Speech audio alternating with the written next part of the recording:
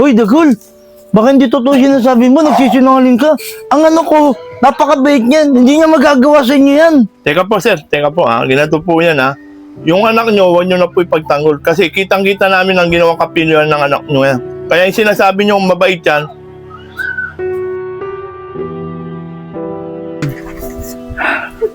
Sigurado ko, magugustuhan ng anak ko to, si Champi.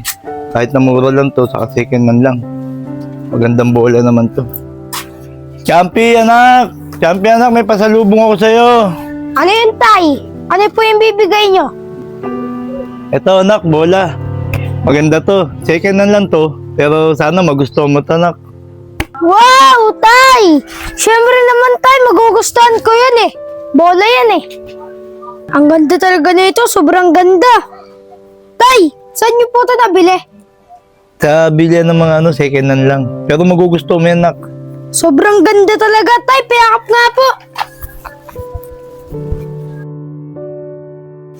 May bago naman akong bola. Ang boring naman dito, wala pa akong kaibigan. Meron ako naisip sa bolang to. Mukhang maganda to ah. Uy, si tatay tulog. Unang biktima, si tatay.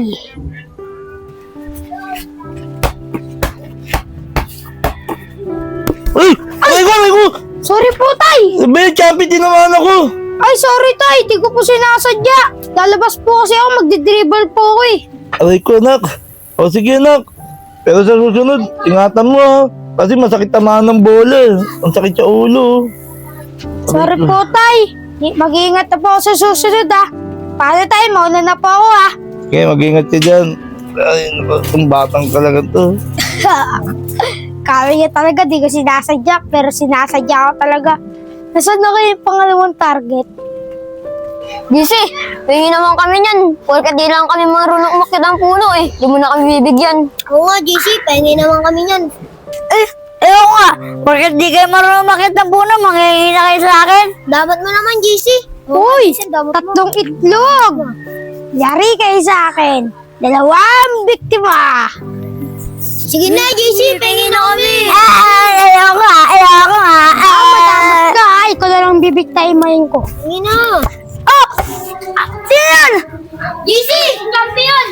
Tara, bulatan natin! Bakit ka namin tutulungan eh? Damot-damot mo, di mo nga kami binigyan ng bayabas. Wala katulong! Champi, susumbong kita sa tatay mo! Binato mo ako ng bola! Di magsumbong ka. Di naman sa'yo maniniwala yun eh. Madamot. Tutay, magpalay ka muna ah. JC, madamot ka kasi yan tuloy, di ka namin... Iwan na nga kita dyan. Sobrang damot mo. Nasaan na kayo yung pangatlong target ko? Baka malaki na yun. Hintayin ko nga. Champi, susumbong kita sa tatay mo! Mga tol, samahan niyo ako! Magsusumbong ako sa tatay ni Champi!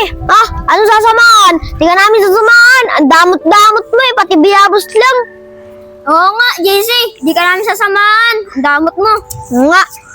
Ganun ah! Sige, ako na lang pupunta sa bahay ni Champi! Diyan na kayo! Para na nga, Jill, biyaan natin siya dyan. Kuya Agustin! Oh, bakit? Anong nangyari?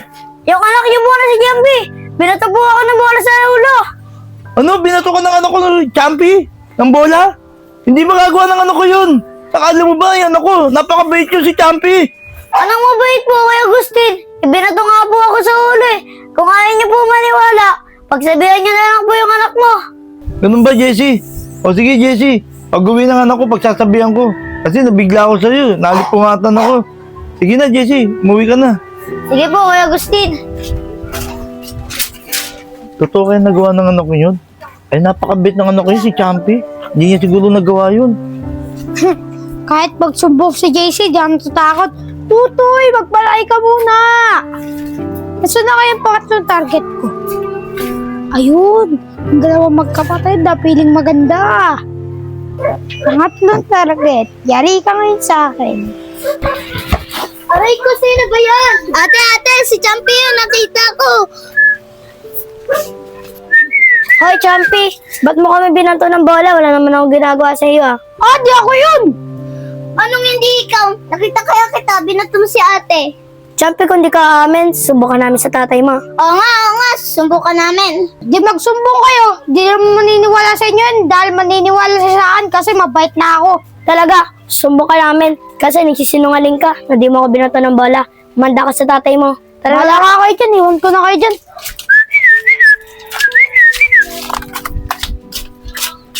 Kuya Agustin.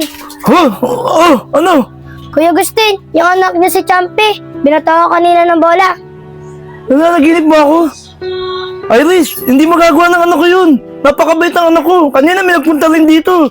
Siya ba binaturo ng bola, si Jessie. Sabi ko hindi magagawa ng anak ko yun. Napakabait ng anak ko. Ano, Kuya Agustin? Anong mabait? Eh, kitang-kita ko nga sa likod ni ate na binato niya yung bola. Oo nga, Kuya Agustin. Binato ako ng anak mo ng bola. Ang sakit kaya. Ano mabait doon sa anak mo? Iris, ganun ba? Baka hindi naman sinasadya ng anak ko yung pagkatama sa'yo ng bola. Kasi napakabait yung anak kong yun. Ay nako, Kuya Agustin. Kung ayaw niyo po maniwala, kayo po bahala. Basta po, pagsabihan niyo yung anak niyo. Sige Iris, sa Bea, umuwi na kayo. Pagsasabihan ko na yan ako mamaya pag uwi niya. Sige po, Kuya Agustin. Una na po kami. Sige. Magagawa kayo ng anak ko yun? Hindi naman siguro. Alam ko, napakabait ng anak ko yun. Ay, nako, makatulog na lang muna ulit. Ay, nako. Kala ni Irish, natatakot ako kahit magsumbong pa siya. Nasaan na kayo ba nga pa na target ko? Ayun, 3 sisiw. Yari ka ngayon sa akin. Ito na, Ito, ang kuya. 3 sisiw. Yari ka ngayon sa akin, 3 sisiw. Champi, bakit mo ako binato? Susumbong ka sa tatay mo.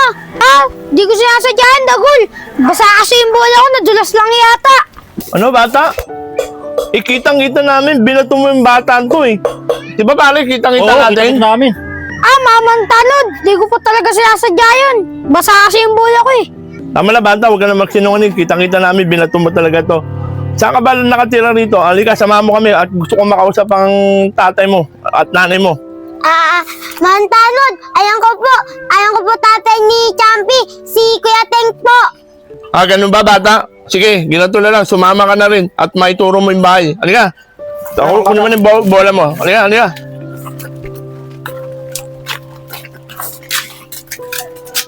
Tara mga bata, bilisan nyo. Kuya, wag niyo na po ako sumbong. Kasi maniniwala po si tatay na mabait po ko. Pag sinumbong niyo po, magagalit po yun sa akin. Hindi mo pwede yung bata, pamalaman ng tatay mo ang pinagagawa mo. Tara na, gawad. Tama yan. Dito po. Dito po bahay nila Kuya Agustin. Sige, pasok na. Tabi mga bata, tabi. Sige, tumabili na kayo, tumabili dyan. Pare. Ay, Diyos ko! Bakit may malakita nun? Anong ginawa ko? Wala akong kasalanan! Pare, uminaw ka muna pare. Pare, hindi ikaw may kasalanan pare. Itong anak mo, may kapilyo ang ginawa at kitang-kita namin ang kasama ko. Ang ginawa niya, kapilyuan pare, sa mga bata. Ganun ba, Mamang Tanod? Bakit? Ano bang ginawang kapilyo ng anak ko? Kuya Agustin, kasi anak mo, binato kami ng bola. Wala naman kami ginagawa. Hoy, Dagol! Baka hindi totoo sinasabi mo, nagsisinungaling ka. Ang anak ko, napakabait niyan. Hindi niya magagawa sa inyo yan. Teka po ginato po yan ha. Yung anak nyo, huwag nyo na po ipagtanggol. Kasi kitang-kita namin ang ginawang kapilyuan ng anak nyo yan. Kaya yung sinasabi nyo mabait yan, hindi po yung totoo. Ayun po ang katotohanan. Totoo po yun. Kitang-kita po namin na binato niyo yung bata ng bola. Ganun po ba, mga Mamang Tanod? Ako na po humingi pasensya sa anak ko. Yung mga pagkakamali niya po, pangangaralan ko po itong anak ko. Tama yan pare. Pangangaralan mo yung anak mo. Mamaya, bandang huli, kalakihan yan. Magiging pilo talaga yan. Kaya pangaralan mo ng todo yan. Opo, mga Tanod, pangangaralan ko pa yung anak ko. Dagol, pasensya ka na sa anak ko sa nagawa sa'yo. Sige po, ginadala na. Alis na rin po kami. Pangaralan nyo na po yung anak nyo ha. Sige po, mga Okay. Tanod, pasensya na po. Sige. Ikaw, makinig ka sa tatay mo ha. Champi, akala ko, panaginip lang ang lahat. Bakit mo ba ginagawa yun? Alam mo masama yun, na mananakit ka ng mga bata. Sana, huwag mo nang uulitin yun ha. Kita mo, dinala ka pa rito ng barangay. Tay, sorry po. Sana magpatay niyo po. Di ko na po ulitin yun. Dapat lang na huwag mo nang ulitin yan. Paano? Kung ikaw bato yun ng bola, di ba masakit? Saka yung bola na yan, nak, binili ko para libangan mo. Hindi panakit ng tao. Opo, tay. Pangako po. Di ko na po ulitin yun. Sana mapatawad niyo po ako. Oo naman, anak, patatawarin kita. O, halika nga rito, nak.